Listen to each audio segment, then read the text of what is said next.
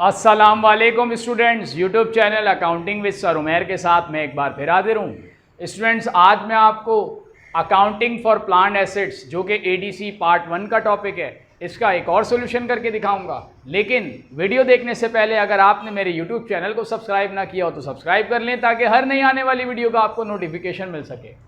Students, ये question 2007 regular question number 2 है जो मेरे लेफ्ट पर आपको नजर आ रहा होगा। क्वेश्चन रीड करें तो इसमें हमसे कहा जाता है, Huma company purchase various type of assets, detail are as follows.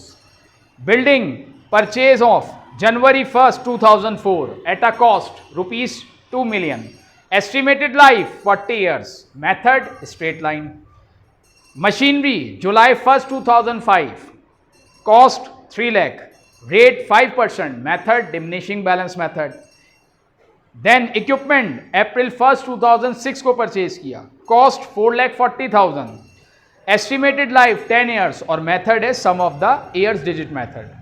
On January 10, 2006, the company paid 1 lakh for replacing the plaster of wall of building. It is estimated that the new plaster will extend the life of building from an originally estimated 40 years to a total of 50 years.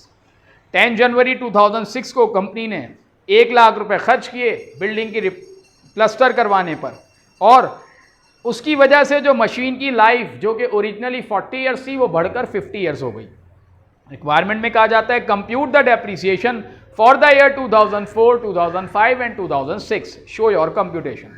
हमें depreciation calculate करना है 2004 का, 5 का और 6 का, तीनों assets का। Then record the extraordinary repair of building in general journal, फिर उसकी हमें एक्स्ट्राऑर्डिनरी रिपेयर की एंट्री पास करनी है जनरल जर्नल में।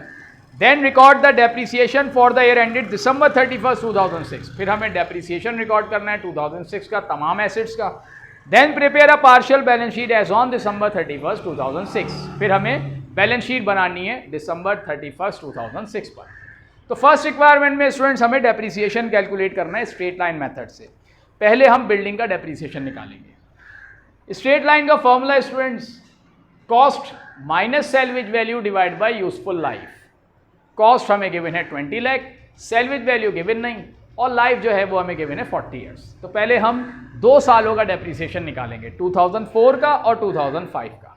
देन हमने 2006 पर उस पर एक्स्ट्राऑर्डिनरी रिपेयर किया, वो हम बाद में निकालेंगे। पहले हम 2004 और 5 का डेप्रिसिएशन निकालते हैं। कॉस्ट 20 लाख, सैल्वेज वैल्यू कुछ नहीं है तो 0, डेप्रिशिएबल कॉस्ट आ गई इसकी 20 लाख, मतलब मशीन पूरी लाइफ में 20 लाख की डेप्रिशिएट होगी।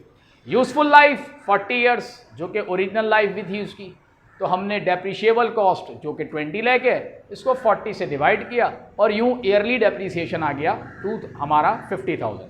तो 2004 का डेप्रिसिएशन चूँकि पूरे साल का है, जनवरी टू दिसंबर, 31 दिसंबर 2004 पीरियड के एंड की डेट डालेंगे, डेप्रिसिएशन जो कि ईयरली आ गया 50,000। देन 2005 का डेप्रिसिएशन वो भी 50,000 आएगा चूँकि पूरे साल चली। अब हम 2006 का डेप्रिसिएशन निकालेंगे, उसके लिए हम पहले बुक वैल्यू कैलकुलेट करेंगे। वो किस तरीके से की जाएगी वो मैंने यहाँ पर शो किया हुआ है। Depreciation after extraordinary repairs, cost जो कि हमें 20 लाख गिवन है, हम बुक वैल्यू निकालते हैं कॉस्ट में से एक्यूमुलेटेड डेप्रिसिएशन को माइनस करके, और एक्यूमुलेटेड डेप्रिसिएशन जो है वो हमारा पहले का 50 और 50 2 सालों का 1 लाख रुपए। तो हमने यहाँ लिखा less allowance for depreciation 1 lakh, जो कि ये एक्यूमुलेटेड डेप्रिसिएशन है। इसमें से हम एक्स्ट्राऑर्डिनरी रिपेयर को स्टूडेंट माइनस कर देंगे, और एक्स्ट्राऑर्डिनरी रिपेयर जो किया वो हमने 1 लाख किया, तो 1 लाख माइनस 1 लाख, डेट डाल दी हमने 10 जनवरी 2006, क्योंकि हमने 10 जनवरी 2006 को एक्स्ट्राऑर्डिनरी रिपेयर पर हमने खर्चा किया है। तो हमारा जो एक्यूमुलेटेड डेप्रिसिएशन हो गया वो नील हो गया। हम ये भी कर सकते थे कि ये 1 लाख की अमाउंट को 20 लाख में ऐड कर लेते, लेकिन हम ऐसा नहीं करेंगे। अलाउंस फॉर डेप्रिसिएशन के अकाउंट में फ्लेक्सिबिलिटी है, हम उसमें से इसको एडजस्ट कर लेंगे, इसीलिए हम इसको 1 लाख को माइनस कर देंगे और यूं एक्यूमुलेटेड डेप्रिसिएशन हमारा हो गया निल। तो ये बुक वैल्यू आ गई 20 lakh, 20 lakh minus 0, 20 lakh book value आ गई। अब ये बुक वैल्यू इसी तरीके से बन गई जैसे कॉस्ट होती है। देन हम अब इसको नॉर्मल डेप्रिसिएशन का फॉर्मूला लगाएंगे। सैल्वेज वैल्यू जो कि हमें पता नहीं थी 0 है, माइनस करने के बाद डेप्रिशिएबल कॉस्ट वो भी स्टूडेंट 20 लाख आ गई। लाइफ 40 से 50 ईयर्स हो गई, तो यहाँ पर हम जो अब लाइफ इस्तेमाल करेंगे वो 50 ईयर्स करेंगे। और 50 ईयर्स में से हम 2 ईयर्स पहले एसिड को यूज़ भी कर चुके हैं, तो 50 माइनस 2 रिमेनिंग लाइफ रह गई 48 years. Then formula yearly depreciation, depreciable cost 20 lakh, useful life 48, divide किया और यूं ईयरली डेप्रीसिएशन आ गया 41,667। तो 2006 का जो डेप्रीसिएशन चूंकि पूरे साल का है वो आ जाएगा 41,667। ये हमने डेप्रीसिएशन निकाल लिया आफ्टर एक्स्ट्राऑर्डिनरी रिपेयर। जब भी एक्स्ट्राऑर्डिनरी रिपेयर के बाद का डेप्रीसिएशन निकालेंगे स्टूडेंट, पहले हम उसकी बुक वैल्यू कैलकुलेट करेंगे और बुक वैल्यू के लिए हम कॉस्ट में से एक्यूमुलेटेड डेप्रीसिएशन को माइनस करेंगे। अब हम डेप्रीसिएशन निकालेंगे स्टूडेंट डिमिनिशिंग बैलेंस मेथड से मशीनरी का, और जो रेट गिवन है हमें वो 5% गिवन है। ईयरली डेप्रीसिएशन फॉर्मूला इसका book value multiply by rate, और जो फर्स्ट ईयर का डेप्रीसिएशन हम निकालेंगे तो स्टूडेंट जो कॉस्ट है वही उसकी बुक वैल्यू की है। उसके लिए मैंने ये आपके लिए चार्ट शो बनाया हुआ है। Year, cost, book value, rate, computation, depreciation expense, accumulated depreciation और book value. 2005 cost 3 lakh, rate 5% क्योंकि एनुअली 5% मशीन डेप्रीशिएट हो रही है। 3 लाख का 5% जो कि आ गया 15,000। ये ईयरली डेप्रीसिएशन है, जबकि हमने मशीन जुलाई में परचेज की। इसका मतलब हमें डेप्रीसिएशन 6 महीने का निकालना है, इसीलिए हमने 3 लाख को पहले 5% से मल्टीप्लाई किया, फिर देन मल्टीप्लाई किया 6 से और डिवाइड किया 12 से, क्योंकि हमें 6 महीने का डेप्रीसिएशन निकालना है। और यूँ डेप्रीसिएशन आ गया 7,500। एक्यूमुलेटेड डेप्रीसिएशन वो भी 7,500 ही है। बुक वैल्यू कैसे आएगी? 3 लाख कॉस्ट है, उसमें से एक्यूमुलेटेड डेप्रीसिएशन 7,500 माइनस किया और बुक वैल्यू आ गई 2,92,500। देन अब हम 2006 का डेप्रीसिएशन निकालेंगे, तो बुक वैल्यू 2,92,500, रेट 5%, 2,92,500 का 5% 14,625। और स्टूडेंट ये काम जो हमने यहाँ किया था 6/12 ये यहाँ नहीं करेंगे, क्योंकि हम पूरे साल का डेप्रीसिएशन निकाल रहे हैं। एक्यूमुलेटेड डेप्रीसिएशन 7,500 प्लस 14,625 और यूं एक्यूमुलेटेड डेप्रीसिएशन हो गया 22,125। बुक वैल्यू कैसे आएगी? Cost 3 lakh, accumulated depreciation 22,125 minus किया और यूं बुक वैल्यू आ गई 2,77,875। स्टूडेंट्स अब हम डेप्रीसिएशन निकालेंगे इक्विपमेंट का sum of the year digit method से।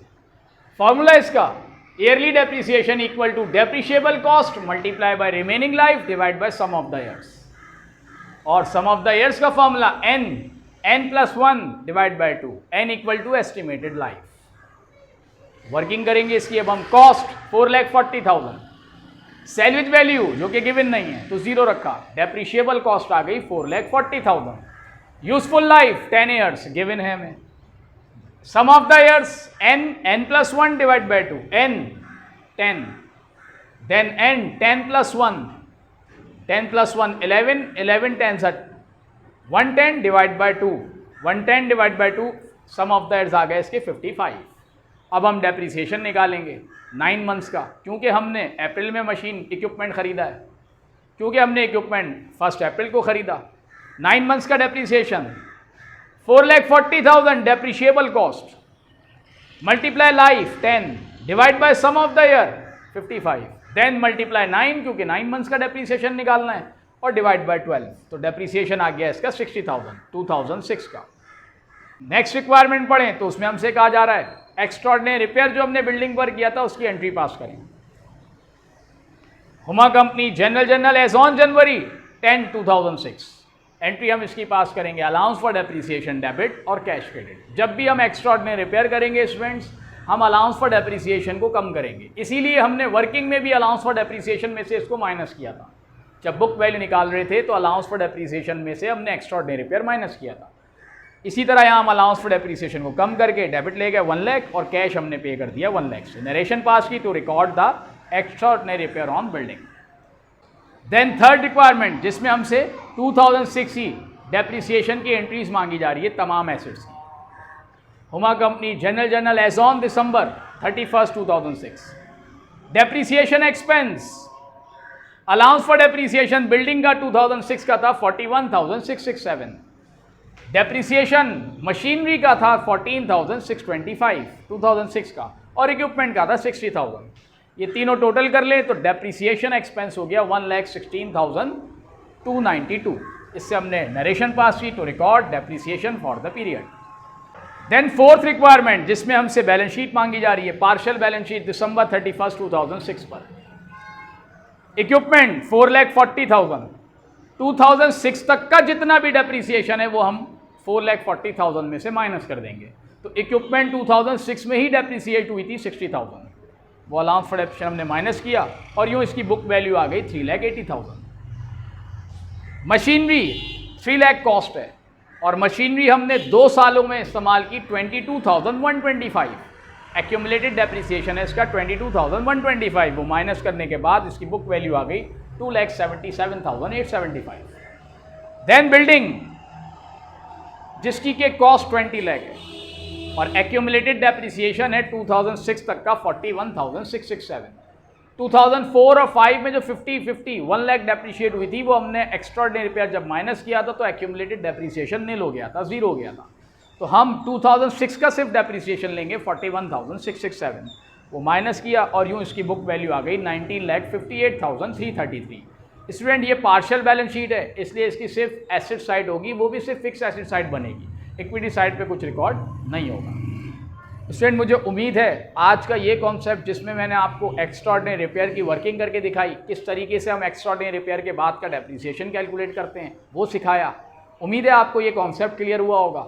अगर आपको मेरी वीडियो पसंद आए तो मेरे चैनल को ज़रूर सब्सक्राइब करें ताकि आने वाली नई वीडियोज़ का आपको नोटिफिकेशन मिल सके।